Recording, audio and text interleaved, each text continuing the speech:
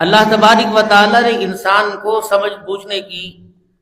پہچاننے کی اللہ نے صلاحیت اور طاقت عطا فرمائی۔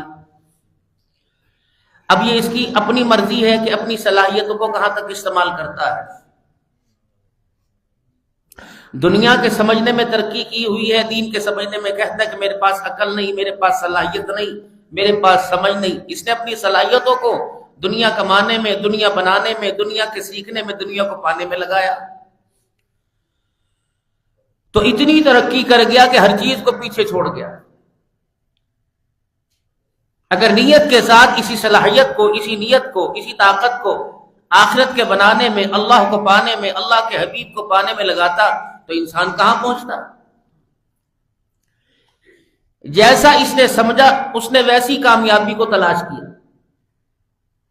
حالانکہ ممبروں پر، محرابوں میں، مدرسوں میں، جلسوں میں،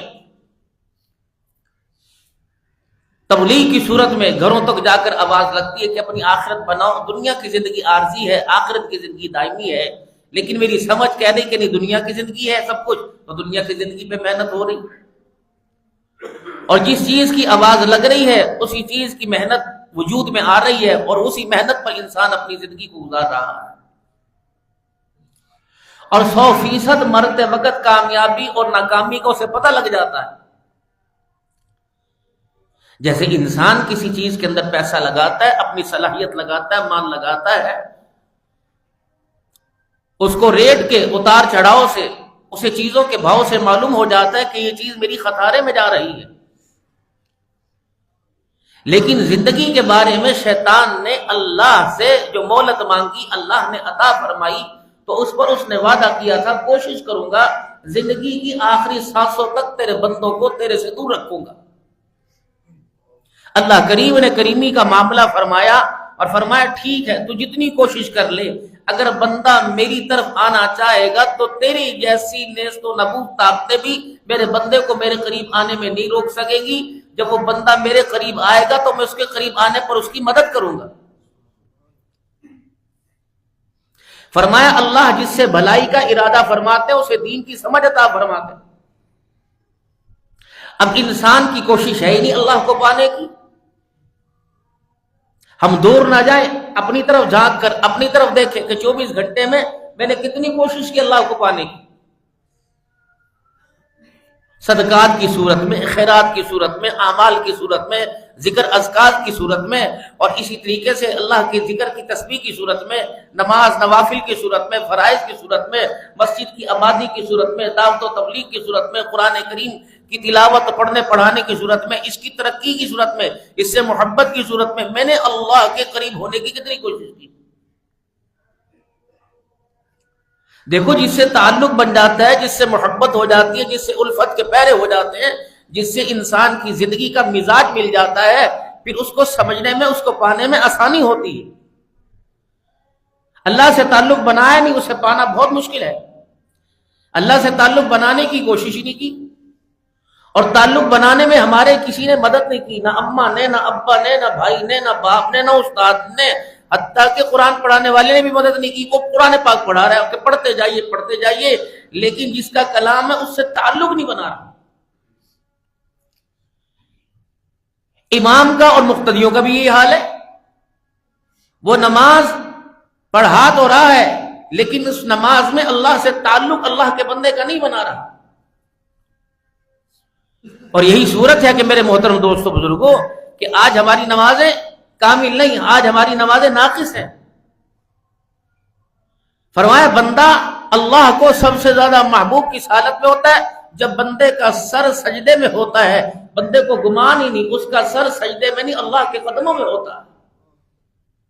جب دنیا کے اندر بندہ کسی کے آگے اپنی پگڑی رکھے یا جھک جائے یا ہاتھ جوڑے تو عجز و انکساری دکھائے تو اگلے کو بھی اس کی احساس، اس کے سر جھکانے کا، اس کے جھکنے کا احساس ہوتا ہے۔ لیکن یہاں تو سبحان رب العالی کسی اور کے لیے کہا جا رہا ہے، سوچ کسی اور کی ذہن کے اندر آ رہی ہے۔ حضرت علی رضی اللہ تعالی عنہ کی نماز کی حالت، جب کھڑے ہوتے چہرے کا رنگ لال متغیر، آنکھ سے آنسو، کپ کپی، جسم کانپتا، رونے لگ جاتے، اور بعض مرتبہ تو نماز سے پہلے اپنے چہرے پر دونوں ہاتھ رکھ کے اور ہچکیوں کے ساتھ روتے۔ غلام کمبر کہتا حضرت خیر ہے، نقصان ہو گیا، پریشانی آئی، جسم میں تکلیف آئی، فرماتے تمہیں پتہ نہیں کس کے سامنے کھڑے ہونے کا وقت آ گیا۔ وہ سلام پھیرتے ہی کہہ دے، ہم سلام پھیرے، وہ کہہ دے میں نے قبول نہیں کی، تو کیا کر لیں گے؟ اور آج ہماری نمازی اور نمازیوں کا حال یہ ہے، سلام پھیریں گے ایسے بھاگیں گے جیسے پنجرے سے جانور قید سے آزادی کے لیے بھاگتا ہے، ایسے بھاگیں گے جیسے سزا یافتہ مجرم جیل سے بھاگتا ہے۔ حضرات فرماتے ہیں کم از کم 24 گھنٹے میں 10 منٹ انسان کے ہاتھ اللہ کے دربار میں ہو، اور بے شک خاموشی سے کم روزانہ 10 منٹ اللہ کے دربار میں بیٹھے، نہ ہیل حجت ہو، نہ لچک ہو، نہ دنیا کا کوئی خیال ہو، نہ بچوں کی فکر ہو، نہ بیوی کی فکر ہو، 10 منٹ تک اللہ کے دربار میں بس بیٹھا رہے، تاکہ پتہ تو چلے کہ بندہ میرے سامنے بیٹھا ہوا ہے، یا تو ایسے بیٹھیں گے وہ دوڑنے کی کوشش کریں گے۔ پھر وہ بھی بے نیاز ہے، جوتوں کو چوری کروا دیتا ہے، کھڑے رہو 10 منٹ تک۔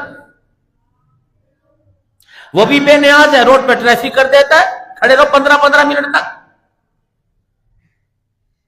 نماز تو حالت سکون کے اندر ہے، مارکیٹ کے اندر اللہ کرے یہ مزاج بن جائے کہ جب اذان ہو تو ہر دکان کے اوپر وقفہ برائے نماز کا بورڈ لگ جائے۔ اللہ کی عزت کی قسم ساری دکانوں میں اللہ کو وہ دکان وہ کاروبار محبوب ہے جو اللہ کے لیے بند ہو جاتا ہے، پھر اس میں برکت کیسے نہیں آئے گی؟ انشاءاللہ میری بڑی ایک چاہت ہے کہ آنے والے وقتوں میں کہ دکانداری پر اور تجارت پر، کیونکہ ہمارا ماحول مارکیٹ کا ہے، کہ میں اس میں جمعہ لے کے آؤں تاکہ ہماری تجارت کیسی ہونی چاہیے، اور رسول اللہ صلی اللہ علیہ وسلم نے دکان بنانے اور دکان چلانے کا کیا طریقہ بتلایا۔ جو نبی باتھ روم میں جانے کا طریقہ، نہانے کا طریقہ، کپڑے پہننے کا کس انداز سے پہننے طریقہ بتلا سکتا ہے، کیا وہ کاروبار میں حلال حرام کا طریقہ نہیں بتا کے گئے ہیں؟ لیکن ہم نے ضرورت ہی نہیں سمجھی۔ بعض تاجر ایسے ہوں گے جو اپنی تجارت کی وجہ سے قیامت کے دن انبیاء علیہ السلام کے ساتھ کھڑے ہوں گے، نمازی نہیں، شہید نہیں، متقی نہیں، صائم نہیں، روزے دار نہیں، زکات دینے والے نہیں، اپنی کاروبار کی وجہ سے حلال حرام کا خیال، دکاندار اور گاہک کا خیال، چیزوں کا خیال، اس کے گاہک کے آنے کا احساس ہو، تو یہ تاجر جو اپنی تجارت میں اللہ سے ڈرتا رہا، قیامت کے دن حشر انبیاء کے ساتھ ہوگا۔ کتنی بڑی بات ہے۔ اور پھر تجارت میں حلال کوشش کرنی، حلال رقمے کا سب سے بڑا فائدہ یہ ایمان پر خاتمہ، ایمان کی مضبوطی، اللہ کو پہچاننا اور نیکی کے کاموں میں دل لگنا، اور حرام کا سب سے بڑا نقصان یہ کہ انسان کی اپنی سیر اثر انداز ہوتی ہے اور ایمان پہ خاتمہ ہونے کا شک ہو جاتا ہے۔ اللہ چاہے، اللہ قادر ہے۔ صحابہ اکرام رضوان اللہ تعالی علیہ مجمعین کی تجارت میں، ان کی دیانت میں، ان کی امانت میں جب اللہ نے بہت انہیں اونچا پایا، تو اللہ نے زمین پر فیصلہ فرمایا، رضی اللہ عنہ ورضوا عنہ۔ اور بعض صحابہ جس میں جیسا کہ سیدنا صدیق اکبر رضی اللہ تعالی عنہ ہے، حضرت عباس رضی اللہ تعالی عنہ موجود ہیں، آپ نے فرمایا قیامت کا دن ہوگا، کسی کا نامہ اعمال دائیں ہاتھ میں دیا جائے گا، کسی کا شمال بائیں ہاتھ میں دیا جائے گا۔ جو نیکوکار ہوں گے، جن سے اللہ راضی ہوگا، دائیں ہاتھ کے اندر ان کی ساری زندگی کے نامہ اعمال کو دیا جائے گا۔ اب یہاں انسان سوچ لے کہ میرے اعمال کیا اس قابل ہے قیامت کے دن کہ میرا نامہ اعمال، میرا کتاب جا، میری بک، یہ قیامت کے دن اللہ میرے دانے ہاتھ میں پکڑا ہے۔ حکومت کی کرپشن نظر آئی، وزیروں کی کرپشن نظر آئی، M P M L A کی کرپشن نظر آئی، عدالتوں کی، میونسپل کمیٹی کی کرپشن نظر آئی، اپنی کرپشن نظر نہیں آ رہی کہ زندگی کے اندر میں نے کتنے لمحات میں اللہ کے ساتھ بغاوت کی کہ کرپشن کی ہے۔ فجر کی اذان ہوئی، سب نے اذان سنی، سب کو پتا چلا کہ 5:15 ہو گئے، سب کو پتا لگا 6:45 ہو گئے، لیکن میرے عزیزو اسی اللہ نے پسند فرمایا جسے اللہ نے اپنے گھر بلایا ہے۔ کسی نے معذوری کی وجہ سے، سردی کی وجہ سے، ٹھنڈے پانی کی وجہ سے گھر میں نماز پڑھ لی، چلو یہ بھی بڑی بات ہے، لیکن میرے عزیزو جو 10 بجے سو کے اٹھے وہ 6 بجے بھی سو کے اٹھنے پہ قادر ہے۔ بتاؤ 6 بجے سو کے کیوں نہیں اٹھے ہیں؟ کیا مالک کائنات کے دربار میں آپ نے میں نے اللہ سے مشورہ کیا؟ کیا اللہ سے میں نے پوچھا اللہ تو نے غریبوں کو، امیروں کو، ریڈی بانوں کو، چھاپڑی والوں کو، گاڑی والوں کو، کار والوں کو اللہ تو نے 6 بجے اٹھایا، میرے محلے میں 1 بجا، اللہ تو نے مجھے 6 بجے کیوں نہیں اٹھایا؟ مالک کائنات کیا وجہ تھی کہ تو نے مجھے اپنے سامنے کھڑے ہونے کے قابل نہیں سمجھا ہے؟ کبھی سوچے یہ نام عمل کیسے آئے گا دائیں ہاتھ کے اندر؟ جاؤ جمعے کی نماز پڑھ کے اپنے گھر چلے جانا اور بیٹھ کے سوچنا صبح فجر کی اذان سے لے کر آج 3 بجے تک میں نے کتنی نیکیاں کی، اپنے من کو میں نے کتنا راضی کیا، اللہ کو میں نے کتنا راضی کیا، اللہ کے حبیب کو میں نے کتنا راضی کیا، والدین کی خدمت میں، پڑوسیوں کے حقوق میں، کہ آج مجھے یتیم ٹکرا میں نے یتیم کے ساتھ کیسا برتاؤ کیا، کسی مسکین کو میں نے اس کے ساتھ کیا کیا، کیا میں نے آج صدقہ کیا، کیا میں نے آج زبان سے ایسا لفظ بولا کہ لوگوں کے ٹوٹے ہوئے دل جڑ گئے۔ اپنی کارگزاری دیکھیں۔ اسکول سے کالج سے میرے عزیزوں چھٹی ہوتی ہے تو بچے کو 10 کتابوں کا ہوم ورک دیا جاتا ہے اور کہا جاتا ہے بیٹے یہ کام گھر جا کے کرنا، صبح اس کام کے بارے میں پوچھ گچھ ہوگی۔ صبح بچہ جب کام کر کے آتا ہے، کام نہیں کر کے آتا تو اس کی میرے عزیزوں کتابوں کے اوپر، کاپیوں کے اوپر نشان ڈال دیا جاتا ہے اور اس کے اوپر لکھ دیا جاتا ہے کہ والدین کو آگاہ کیا جا رہا ہے بچہ آنے والے مستقبل میں فیل ہو جائے گا۔ اپنا نام اعمال میرے عزیزوں روزانہ جو اللہ کے دربار میں جاتا ہے، عصر کی نماز کے بعد فرشتوں کی تبدیلی کا وقت ہوتا ہے، عصر سے مغرب۔ علماء اکرام بڑے اللہ والے جو گزر گئے اس وقت میں کھانا بھی نہیں کھاتے تھے، پانی بھی نہیں پیا کرتے تھے، اس وقت صرف اللہ کی رضا کے لیے، اللہ کے لیے علیحدہ گوشہ نشینی میں، علیحدہ کونے میں بیٹھ جایا کرتے تھے کہ یہ جو وقت ہے، یہ وقت میرا فرشتوں کے پاس، فرشتے اللہ کی طرف میرے اعمال لے کے جا رہے ہیں، پتہ نہیں میرا رشتہ اللہ قبول فرمائیں گے یا مردود فرما دیں گے۔ صبح فجر کے وقت جو عصر کے وقت فرشتے آئے، صبح فجر کے وقت ان فرشتوں کی تبدیلی ہوتی ہے جن کو کرامن کاتبین کہا جاتا ہے۔